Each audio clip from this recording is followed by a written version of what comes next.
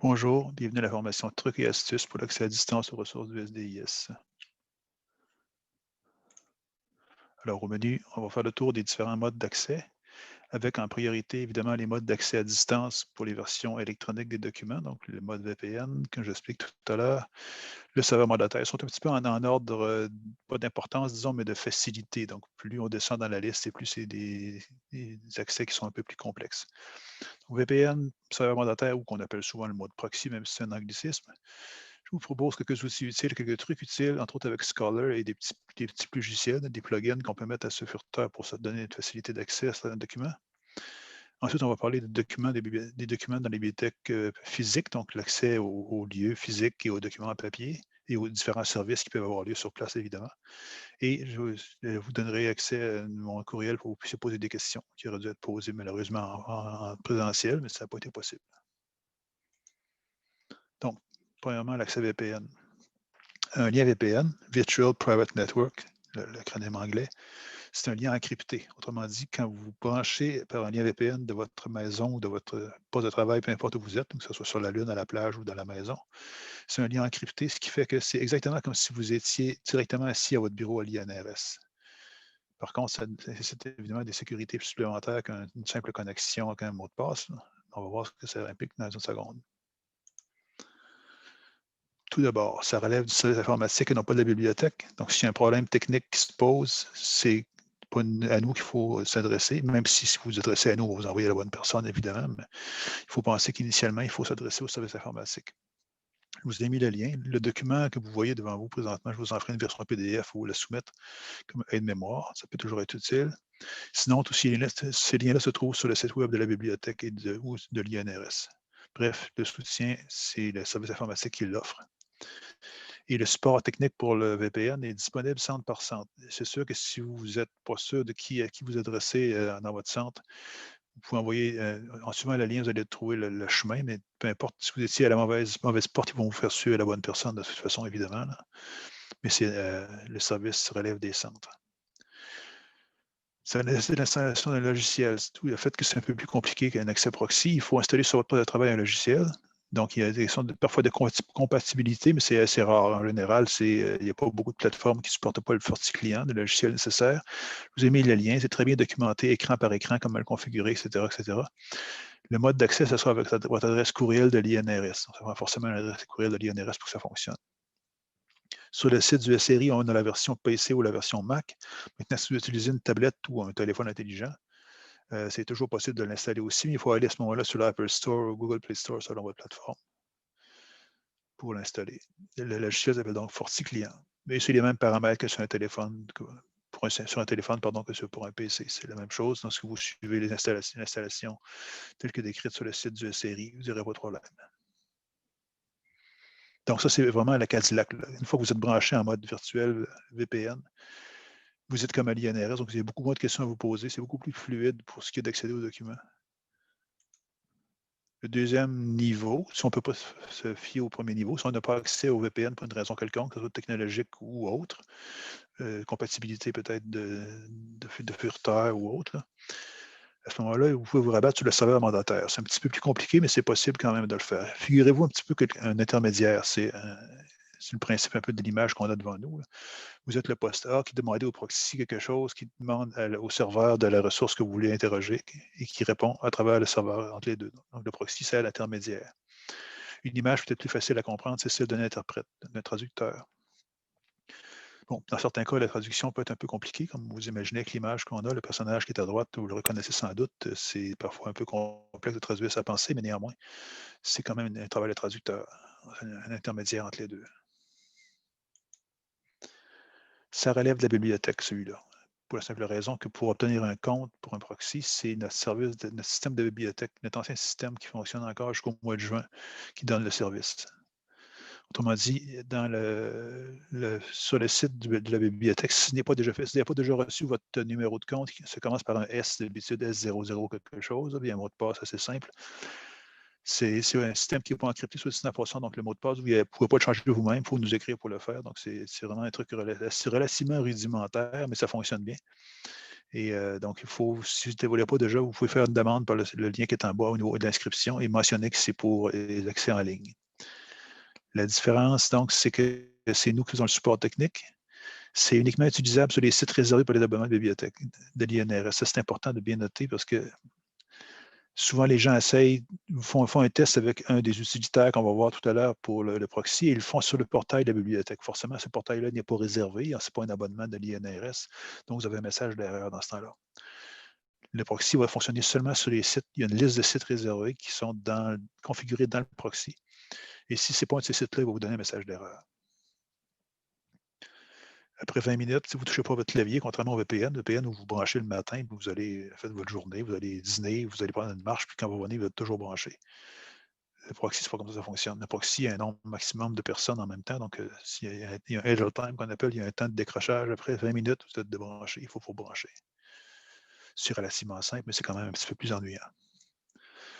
Et il y a plusieurs modes d'accès. Entre autres, on va les voir tout à l'heure dans la petite démo. Là. Il y a un bouton qui existe qui s'appelle via EasyProxy. C'est ce que je vous suggère. On va faire une petite démonstration assez rapide. Et le bouton se met dans votre furteur. Et quand vous êtes vous naviguez comme vous voulez, avec la ressource que vous voulez, que ce soit une base de données comme Google Scholar ou autrement. Quand vous arrivez sur une page d'un article scientifique qui vous intéresse, vous cliquez sur le bouton et il vous bascule dans le proxy. Autrement dit, c'est comme si tout à coup vous demandiez à Siri sur votre téléphone de traduire une phrase en voyage quelqu'un vous a dit, vous voulez avoir l'information, donc il vous demande de la traduire. Il apparaît seulement quand vous en avez besoin. Il y a également une autre méthode d'approche. J'ai marqué via Sophia, mais disons que c'est beaucoup plus transparent dans ce cas-là. Ça se peut que vous arriviez à travers notre portail de bibliothèque, notre outil de bibliothèque qui s'appelle Sophia, et qu'on vous demande l'authentification parce qu'il y a un certain nombre de filtres à cet endroit-là. Maintenant, vous n'avez pas à aller dans Sophia directement pour le faire. Là. Vous allez voir avec Google Scholar, entre autres, ça va être de cette manière-là qu'on va se brancher. Et il y a un dernier lien, une dernière méthode plutôt sur le portail, il y a un lien qui est un générateur du lien avec Proxy. C'est un peu compliqué, c'est vraiment une méthode de donner recours et je ne vous conseille pas de faire ça. Là. Mais néanmoins, sachez que ça existe, on va le voir dans une seconde. L'important, cette méthode-là, considérant que c'est l'ancien système de bibliothèque qui est en fin de vie utile, c'est la dernière session que ça va fonctionner. Quelque part au printemps, probablement à la fin de la session, pour éviter que ce soit plein milieu de session, justement, quelque part en avril peut-être, là, ou début mai, vous allez avoir plein d'informations qui vous dira que c'est maintenant le temps de passer au nouveau système et qui va se baser sur l'identifiant de login INRS, autrement dit sur votre adresse courriel ou l'équivalent de. La même chose que vous utilisez pour ouvrir votre portable, votre compte INRS le matin. Donc, vous aurez un seul identifiant. Cette fois-ci, il sera encrypté. Autrement dit, nous, on ne verra plus votre mot de passe. Donc, ça va être un gros avantage. Par contre, c'est sûr qu'il faudra penser à ce moment-là que le proxy, les mêmes liens qui vous amenaient à un endroit où vous deviez mettre le numéro S0 quelque chose et votre mot de passe ne seront plus valides. Le lien va être encore valide, mais ça ne va plus être le même mot de passe. Il faut en mettre. Vous serez avisé en temps de lieu. C'est juste qu'il y a un gros changement qui s'en vient dans quelques semaines. Donc, il y a une page qui s'appelle Accès à distance qui est sur le portail de la bibliothèque qui explique tout ça. On peut repêcher le bouton EasyProxy et voir le lien. Donc, on fait une petite démonstration. La page se trouve dans la section Aide, Accès à distance. Vous la trouvez également dans Service. C'est la même page de toute façon. Il y a une version anglaise qui existe. Si jamais vous avez des collègues qui ne parlent pas vraiment bien français, là, vous pouvez les envoyer là. Ça explique un peu, en gros, ce que je vous dis. C'est le point important. Le VPN, comment faire pour l'installer, etc., ou le demander. Et le signet dont je vous parlais, EasyProxy, c'est un petit bouton. Vous mettez votre curseur dessus et vous pouvez le traîner jusqu'en haut. Et je l'ai déjà installé en ce qui me concerne. Là. Et ce que ça fait, c'est si vous êtes sur une page qui n'est pas réservée, ça va faire un message d'erreur. On peut l'essayer ici, vous allez voir ce que ça va donner. Ça me dit oui, mais c'est ça, message d'erreur, parce que cette page-là, ce n'est pas une page réservée, donc ça ne fonctionne pas comme ça. Donc, il faut aller sur une page qui serait un accès réservé. Par exemple, cette page-ci, ça serait mieux. Et là, ça ne marchera pas pour une simple raison. Comme vous voyez, c'est marqué que j'ai le droit de télécharger parce que moi, je suis branché en mode VPN présentement. Ce qui fait que présentement, il considère que je suis au bureau. Et le proxy a cet avantage-là, c'est que quand vous êtes dans un espace qui vous autorise l'accès, comme un VPN, par exemple, il va vous faire passer outre, un bypass qu'on appelle en bon latin. Là. Autrement dit, vous n'aurez pas à vous occuper du proxy. Mais si ce n'était pas le cas, il me basculerait, si je cliquerais ici, il me basculerait la page, je devrais m'authentifier avec mon mot de passe et mon login. Voilà pour ça. Ah, je vais vous montrer aussi le lien dans la page. Quand on est ici, accès à distance, générateur de liens. C'est une méthode un peu critique pour obtenir la même chose. Vous faites un copier-coller, par exemple, de l'URL, ou supposons qu'on n'aurait pas accès parce on serait de la maison. Là. Quand vous tapez l'URL ici, il va vous créer un lien qui est cliquable en bas, qui vous amène à travers le proxy. Là, si je clique, il ne se passera rien, comme je viens de vous expliquer.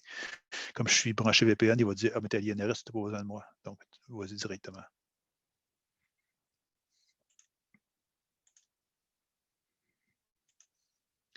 Quelques outils utiles qui peuvent vous sauver du temps. Entre autres, l'utilisation de Google Scholar, que je vous suggère, le lien qui est là, de regarder un petit peu. On va configurer Google Scholar, en fait, pour qu'on puisse s'en servir pour faire de la recherche, évidemment. Là, on cherche par mots-clés ou autrement. Mais surtout pour qu'il nous dise ce document-là que tu as trouvé, est-ce que tu y as accès, oui ou non? Parce que l'avantage de Google Scholar, c'est qu'il compile une vaste quantité de liens gratuits, soit des versions d'éditeurs, soit des versions d'auteurs sur ResearchGate, par exemple, ou des genres de liens comme ça. Mais ils vont également être capables de compiler les liens que nous, à Bibliothèque, nous sommes abonnés. Il faut le configurer d'abord. Une petite configuration très simple à faire pour mettre le lien obtenir à l'INRS avec un A commercial comme ça. Il y a également un petit bouton qui peut être intéressant quand vous partez d'une page qui n'est pas une page de base de données. Mettons, par exemple, vous faites une recherche, peu importe, vous êtes sur un document quelconque, là, sur votre Twitter est ouvert. Il y a une manière de lancer une recherche et de donner les documents autant à ceux auxquels on est abonné que les autres avec les mots-clés que vous avez cherchés.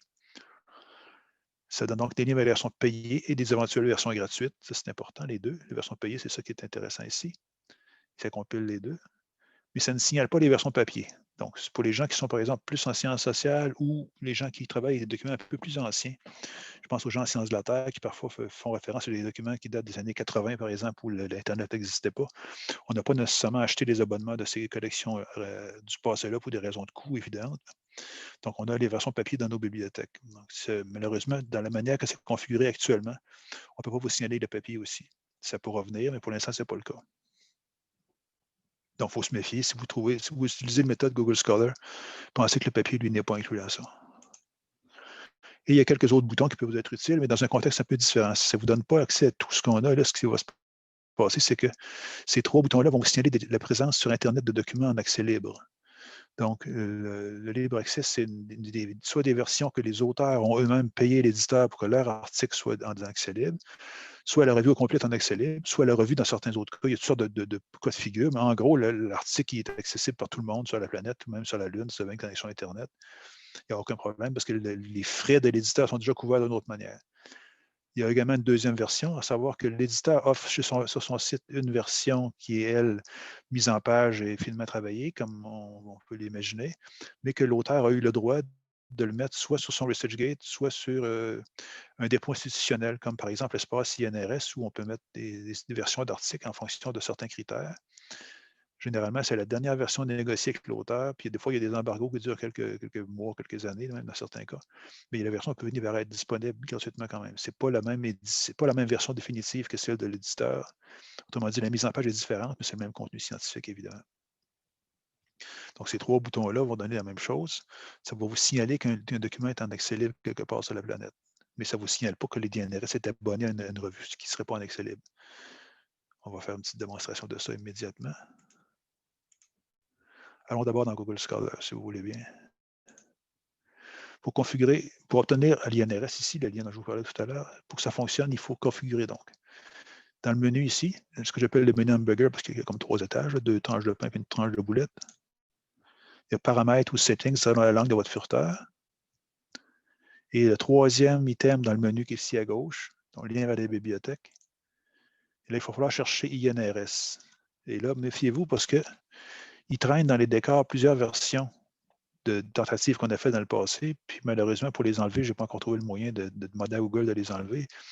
J'espère qu'ils finiront par disparaître de leur belle mort, mais pour l'instant, ils sont des trois versions. Ce qu'il faut vraiment choisir, c'est la première, obtenir @INRS avec le A commercial, comme dans un courriel. C'est très important parce que c'est elle qui fait le lien avec notre système Sophia de bibliothèque et qui vous met vraiment en piste avec les bons paramètres d'abonnement. On fait enregistrer et dorénavant, donc le lien apparaît. Ça veut dire que la revue Aquaculture 1996, l'INRS est abonné. Et en cliquant sur ça, vous allez obtenir le lien directement. Évidemment, si vous pourriez cliquer ici, si vous êtes directement à l'interne, ça va marcher aussi. Là. Si vous étiez à l'extérieur de l'INRS, en dehors du VPN, ce lien-là ne marcherait pas parce que vous ne seriez pas reconnu comme étant INRS, vous seriez reconnu comme étant, je ne sais pas, Vidéotron, quelque chose comme ça. Alors qu'obtenir à l'INRS, ce que ça va vous faire, ça va vous mener dans la page de SOFIA. Et là, vous allez avoir le lien full text ici, qui mène chez l'éditeur. Dans certains cas, il y a 2-3 clics à donner pour se rendre de cette page-là jusqu'au PDF, ce qui est un peu étonnant.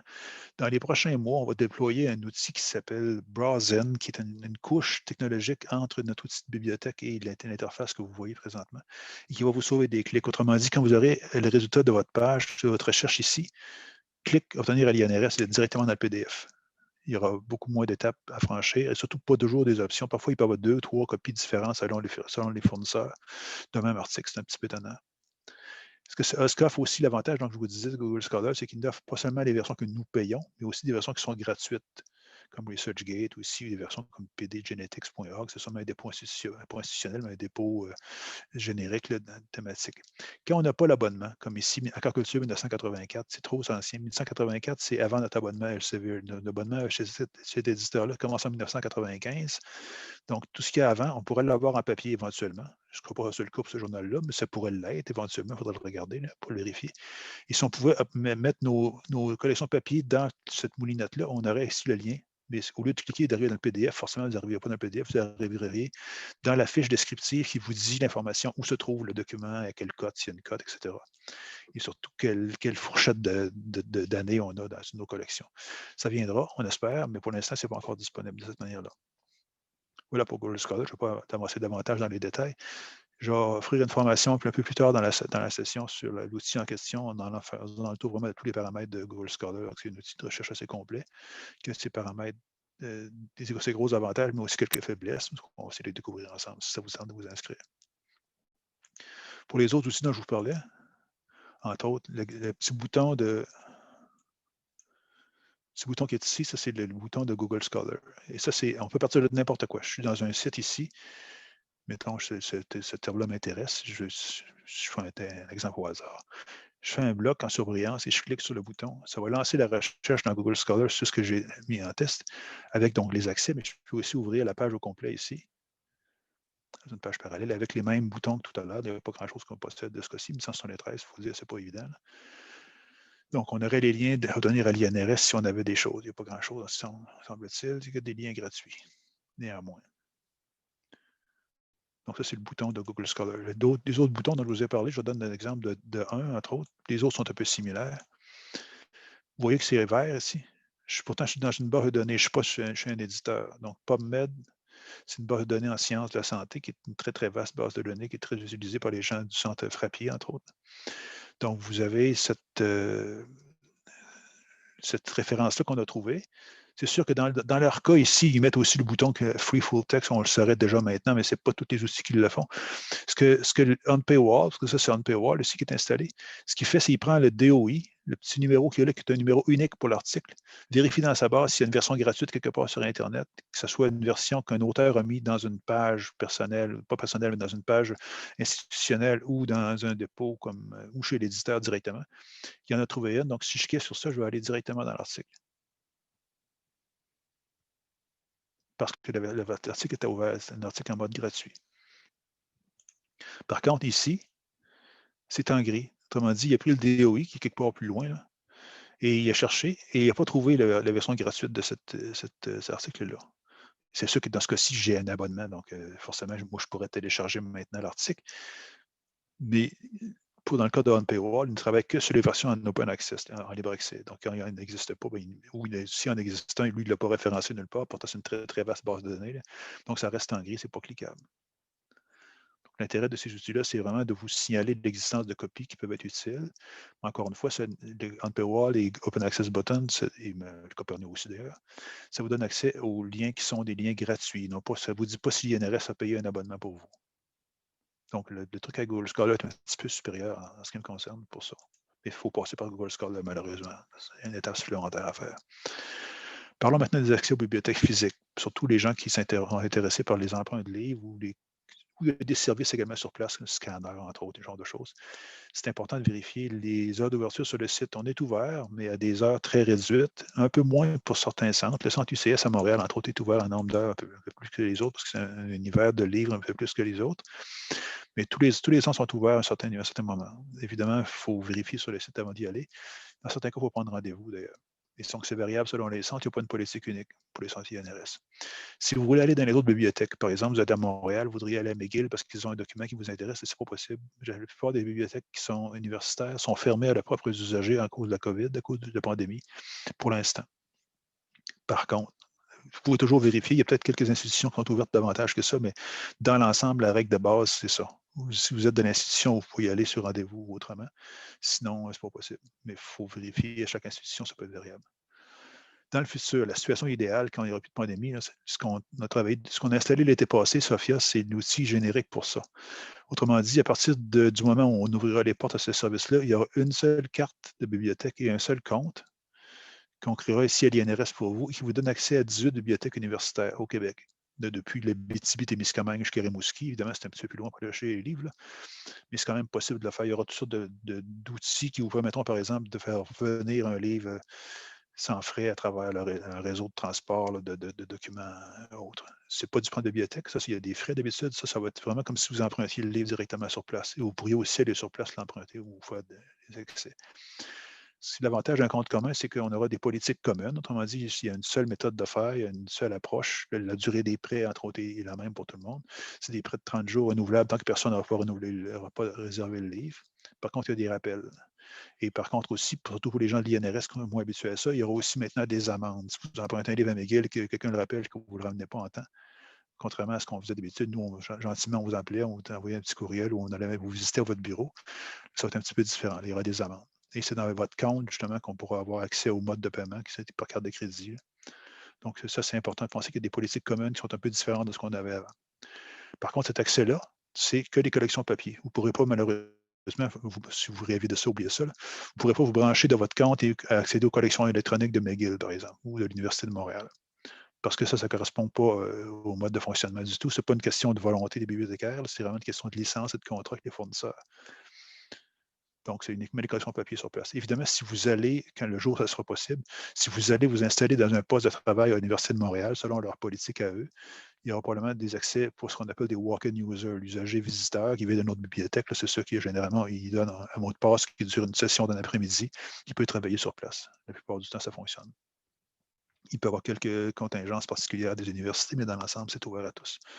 La plupart des licences le sont, en tout cas.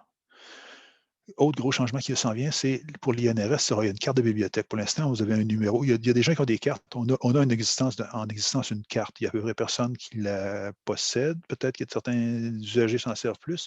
Comme on vous connaît personnellement, quand vous venez chez nous, ce n'est pas nécessaire, on ne connaît pas votre prénom, donc la carte n'était pas vraiment nécessaire. Là. Maintenant, à partir de maintenant, elle le sera. Évidemment, si vous allez à McGill, ils ne vous connaîtront pas. Là. Je dis McGill tout le temps, mais ça peut être n'importe où ailleurs. Donc, forcément, ça prendra une carte de bibliothèque. Puis, comme on était à la grandeur de la province, pour toutes sortes de raisons techniques, on a choisi de faire une carte numérique. Ce sera un fichier image qu'on vous enverra avec votre code et votre nom dessus, que vous pourrez sauver sur votre téléphone. Si ça ne convient pas pour toutes sortes de raisons technologiques, ou c'est embarrassant, ou ça vous gosse, ou peu importe, vous nous le dites, on fera une impression à la demande. On a le modèle de faire une carte sur carton. C'est sûr qu'idéalement, cette carte-là, ça vous sert pas très souvent, est-ce que vous risquez de la perdre, d'où l'idée d'avoir une carte numérique qu'on peut régénérer facilement, mais néanmoins, la carte en carton, ça sera possible de l'obtenir aussi. Tout ça va vous être communiqué en temps et lieu. L'ouverture des bibliothèques, c'est vraiment lié à la pandémie. Hein. On y serait déjà depuis plusieurs mois s'il n'y avait pas cette fichue pandémie qui est sur nous. Là. Mais ce sera quelque part au printemps, on espère que vous pourrez avoir accès à l'ensemble des bibliothèques universitaires du Québec pour ce qui est des collections papier. À suivre, on vous enverra beaucoup d'informations là-dessus. L'autre chose qui est un peu mêlante et une source de confusion, c'est qu'il y a présentement, comme je vous disais, l'accès à distance avec le proxy fait affaire avec notre ancien système de bibliothèque pour encore quelques mois, pour des raisons technologiques qui sont hors de notre contrôle, malheureusement. Par contre, si vous voulez faire des réservations, faire un d'emprunt de bibliothèque ou autre chose, ou gérer vos prêts, par exemple, voir ce que vous avez comme livre, c'est avec Sophia qu'il faut le faire. Ça, ce n'est pas le même outil que l'ancien système. Et Sophia, s'il faut créer un compte séparé, comme c'est 2 systèmes séparés, évidemment, vous comprenez bien l'idée, là. Donc, il faut demander un compte. Quand vous faites l'inscription, ça, c'est pas nécessairement automatique. En tout cas, ça peut dépendre des centres, mais dans l'ensemble, c'est pas automatique dans la plupart des centres. Il faut faire l'inscription ou demander à avoir un compte Sophia si on en a besoin. On n'a pas créé de compte pour tout le monde dans ça parce qu'il faut le créer à bras, donc c'est déjà un peu plus complexe que l'autre système. Et si vous n'empruntez pas de livre, ça ne vaut pas la peine d'avoir de compte. Mais si vous voulez en avoir un, aucun problème, vous faites la demande, vous cochez que c'est pour la gestion de vos prêts et de vos réservations en ligne dans la fiche d'inscription et ça va vous créer un compte Sophia. Donc, ça veut dire que vous aurez pendant un certain temps, pour la prochaine session, vous aurez comme 2 comptes de bibliothèque. Un qui marche avec votre adresse courriel, comme c'est écrit en bas, authentification. Vous rentrez la première fois par votre adresse courriel, on va vous envoyer un lien dans votre adresse, dans votre boîte aux lettres de ce courriel-là, évidemment, où vous pourrez choisir vous-même votre mot de passe. À partir de maintenant, vous êtes autonome pour le mot de passe. Contrairement à l'autre système où vous devez passer par des bibliothèques pour faire la modification du mot de passe, là, c'est autre chose. C'est un système beaucoup plus contemporain, plus moderne et plus étanche. C'est vous qui gérez le mot de passe, c'est un lien encrypté que vous allez recevoir. Donc, ça sert à réservation en ligne, entre autres, demande d'emprunt d'une autre bibliothèque. L'avantage de Sophia, c'est quand vous faites une recherche, par exemple, pour un document, si l'INRS ne l'a pas, vous pouvez basculer à toutes les universités au Québec, depuis l'UQAD jusqu'à Rimouski, l'UQAC, tout le monde, là, tous ceux qui sont une université au Québec. Et si eux ne l'ont pas, vous pourriez encore basculer au niveau du monde et chercher Toronto, Californie, l'Angleterre, si vous voulez, là. Donc, c'est sûr que faire venir un livre de l'Angleterre, vous imaginez qu'il risque d'avoir des frais. Donc, c'est possible de faire des documents. Il n'y a à peu près aucun document qu'on ne va pas trouver, sincèrement. C'est excessivement rare qu'on ne trouve rien. Souvent, ce qui freine, c'est que si les gens décident que ça ne vaut peut-être pas la peine de payer ce montant-là ou que c'est trop long ou pour toutes sortes d'autres raisons. Mais pensez que c'est toujours possible et que le système Sophia est transparent. C'est juste des couches d'informations supplémentaires qu'il faut rajouter. En fait, vous avez rien à rajouter qu'un clic supplémentaire pour confirmer que vous voulez regarder si les documents n'existaient pas ailleurs que dans le monde, tout simplement. Votre compte va également servir pour les avis de retard, les autres types d'avis, les rappels ou autre chose, et les amendes, comme je disais tout à l'heure. Ça, c'est une nouveauté à l'INRS. Il faut s'y attendre. Surtout que les prêts sont renouvelables jusqu'à ce que quelqu'un réserve. Donc, soyez un peu prudent. Pensez que si vous avez emprunté un livre dans une autre université, attendez pas qu'on vous le rappelle parce que vous risquez de l'oublier. Ça se perd bien un livre, n'est-ce pas? On déménage 2 fois avec des nouveaux colocs, puis on oublie le livre quelque part sur une table, puis voilà. Puis il y a une facture qui vient avec au bout, là, puis une facture assez salée dans certains cas. Les livres peuvent être assez coûteux. Donc, quand vous avez terminé, pensez de les rapporter, même si on ne vous court pas après pour les revoir. C'est une bonne idée. Toute question, support, service pour la bibliothèque, je vous donne les liens ici en bas. Donc, le lien du portail dans lequel vous avez plein d'informations de ce que j'ai raconté aujourd'hui. Il y a un support clavardage, de la petite boîte qui est en bas. Avant qu'on aille voir, là, c'est disponible quand on est là. Donc, ça veut dire que si on n'a pas un nombre très élevé de personnel dans les bibliothèques, et ça se peut qu'il y ait quelqu'un qui soit en réunion, puis l'autre personne n'est pas disponible ou en vacances, ça se peut que la boîte soit fermée, non accessible.